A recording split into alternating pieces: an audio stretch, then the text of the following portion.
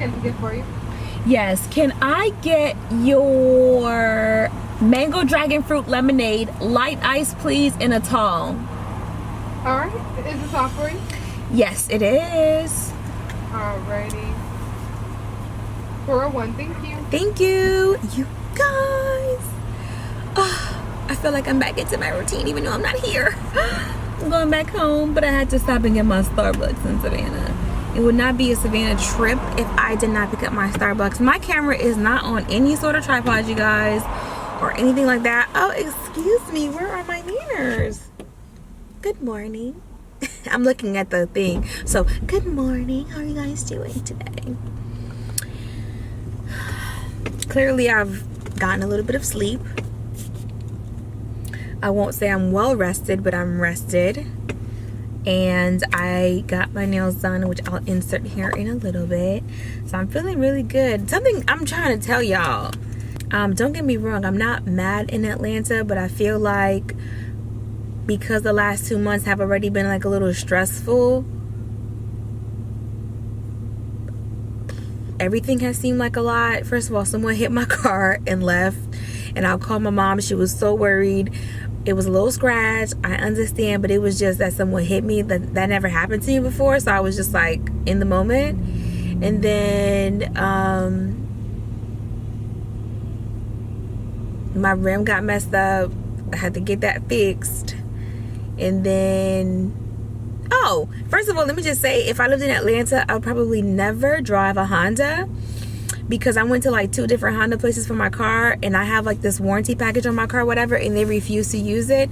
So how that would normally work is they would use it, call the company and put a claim, and then the claim would pay them after the service was rendered.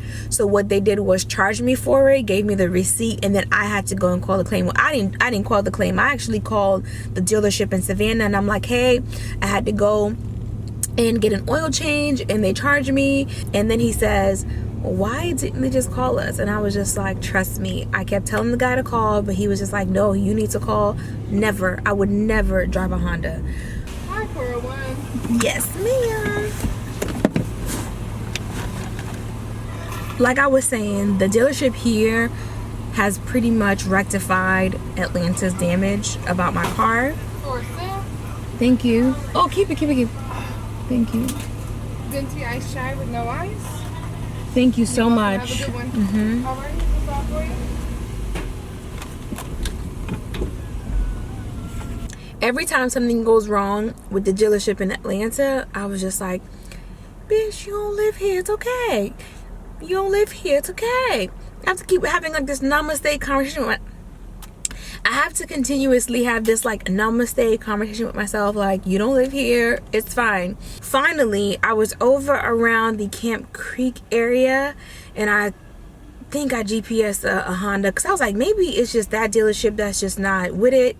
But I went over there, and this guy who happens to be black, he was just like, hey, da da da da, and I was just like, listen, I was like, my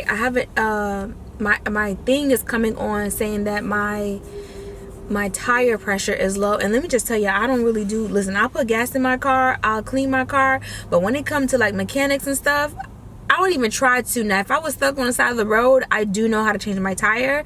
If I was stuck on the side of the road, I know how to change my battery. Like, I could do quite a bit. But I purposefully purchased this car with the tire warranty, with bumper to bumper, roadside, 100,000 miles. I did all of that because I did not want to be in a position where, I have to do any of that, right? So even when it comes to the light being on for my tire, yeah, I can go to the gas station and put air in it. But no, I paid for a warranty. So what I did is I went to the Honda place or whatever, and he was like, no problem. And I said, well, how much is it going to be? And he was like, this is a new car. Did you buy a warranty? I said, I did. He was like, girl, so why are you paying? Let me get your warranty book or whatever. And I was like, you can take my warranty? He was like, yeah, why not? And I was like, oh, baby, let me tell you. It's like, gave him a rundown. And he was like, they were really just trying to be hard. They really could have taken it. I was like, that I know, but I try not to argue. I try not to be what people expect out of someone like me and black, you know what I'm saying? So I try to be like, you know, no problem, that's fine, let me pay, keep it, and I'll put in my little, when I get home, I call and put a claim in. So he was like, yeah, we'll take it. But for the tire, he did not need, he just wanted to see the warranty on it, and he saw that I had the tire warranty. So of course he put the air in my tire, did what he did, gave it a quick little wash, which was so nice.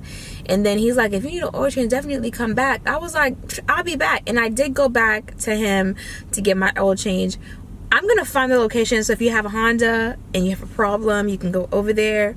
But I was just like, doesn't make any sense. Anyway, I said all of that to say, when I'm back in Savannah, there is a level of just comfortability, because it's like, you wanna go where everybody knows your name, bum bum bum, and they're always glad you can. And that's how I feel when I'm here in Savannah. There's a lot of little mom and pop shops. And when I went into Honda yesterday to get my second oil change, the guy goes, Nadia, it's been so long, and everybody gave me a hug. Like, yes, that's what I want. Like, Honda for life. But let me tell you something. If I had to buy my car in Atlanta, well, maybe it'd be different, because I would have purchased my car through that dealership and I would have built some sort of rapport with them. But I have a Honda. You're a Honda. You should just be like, you know, they just really drive me crazy. This is really got up under my skin. But so yesterday I went to Honda and it was just so good. Everybody was as nice as I remembered, okay? And then I got my nails done, you guys. Oh my gosh, let me just tell y'all, it's been hard on the kids. It's been hard. My nails have never been broken, and I know you guys seen, I think it was this nail was broken for like 3 weeks. Not that I wanted it to stay that long. No one had my powder that I called. And then finally I was like, let me just go ahead and order the powder. And then I ordered the powder and salons wouldn't take my powder. So finally I found this girl who does nails, and if I was thinking and I was in my right mind, I would have went on ahead and I would have booked her out. But see, a part of me really can't do that, because I never know when someone's gonna call me and I'm gonna be busy, and I hate wasting people's time. So the last time I booked with her was in November. When I tried to book about a week later, she was booked up until January. So I couldn't get my nails done. And then, no offense to anyone, but going to like the local little regular nail shops, I'm very particular about my nails. Y'all, I know people be like, oh, you're only like this because, no, I've been like this, maybe not out the womb, but I can definitely say about 14 and up, I've been like really, really picky, because I do so much on my own. Because I do so much on my own, when it comes time for someone to do something for me, I'm just like, man, I could have did this. Like, you don't know how to paint. Like the guys that I hired to paint, well, the recent guys, they were really good. But the guy that I had before, he was like, oh, I'm gonna charge you $200, and he started to paint. And I was just like, it's okay, let me give you $50 and you go about your business. He's like, what happened? I was just like, the paint is dripping. And he was like, oh, you one of them. Well, one of what? What? I want you to do your work right? Because I'm paying you? Yes, I am one of them. So yes, anyway, it's been really nice, and it's been really nice and comforting to be in Savannah. It's like a warm pillow just caressing my cold skin. But I'm gonna go ahead and insert the clip of me getting my nails done, you guys. My nail tech is amazing. I missed her so much. Like, I haven't had a nail break. I don't have lifting. I don't have that issue with her. This last 2 months, I swear, every single aspect of my life has literally taken a hit. The only thing that has been beneficial is probably like I'm getting my own place, 1. 2 would probably be business wise. Like, I've been really, really busy, so I'm not complaining. I'm not even upset about it, you know what I'm saying? But I'm just dealing and coping, you know what I'm saying? And I would like to not have to cope and deal anymore. Like, I would just like to live. And I'm not saying that life isn't going to be problematic at all, but right now it's like the best way to compare it is when someone says don't plan a wedding or something when you're pregnant or something like that, is don't try to do so much when you're going through a separation. You should just breathe easy. And you know, I don't know, I guess if I could turn back the hands of time and do it again, I would have gotten an apartment and been in an apartment for about, 6 months to a year and just woosad, you know what I'm saying, and just figured out exactly what it is that I wanted to do. And then, because I feel like I was like, oh, okay, I'm gonna get a house, and in my mind, I'm moving, but theoretically I needed to be on pause. But I'm very happy with my decision at the end of the day. It's just stressful as hell, and I didn't know that it was gonna be this stressful. That's all. So I'm thinking about it from that aspect of the stress level of everything. Anyway, let me go ahead and insert my nails so you guys can see that. And then I also stopped by another property. I wanted you guys to see that layout and how they did it. It's the same layout and model of my house, and I wanted you guys to kind of see that. But let me show you guys my nails because I went and gotten done.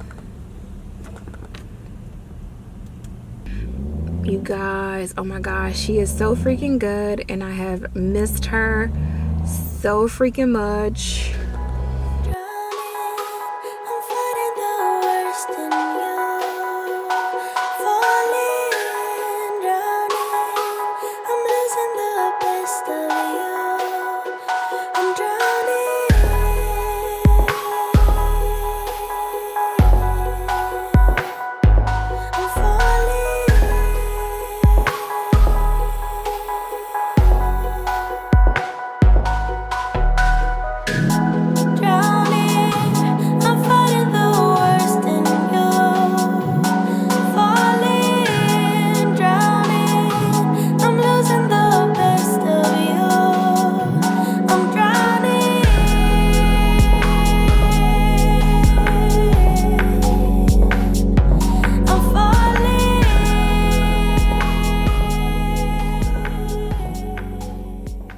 So I am in someone else's home. I was told that this model didn't have the pendants either. They were gonna have to do some changes, and the cabinets were just installed. So I was like, let me come in here just to kind of show you guys another plan. Let me just say, what I'm about to say is in the most professional manner. I'm not going against this person. I don't even know them. I'm just giving you guys an example so you can see why I'm probably such a stickler about my plan. So this person opted to do this type of fireplace. In that lower niche right there, there's going to be an insert for a fireplace. The fireplace insert that's going to go in that niche, it is not going to heat up this lower level. The lower level is about, minusing one of the rooms, maybe 1,100 square feet, maybe 1,000, but it is an open plan, which means there's no doors, nothing is closed. Most of those niche inserts, most of them, they go up to 3 to maybe 800 square feet of space, and that's depending if the builder's gonna put the 800 square feet type of fireplace in there.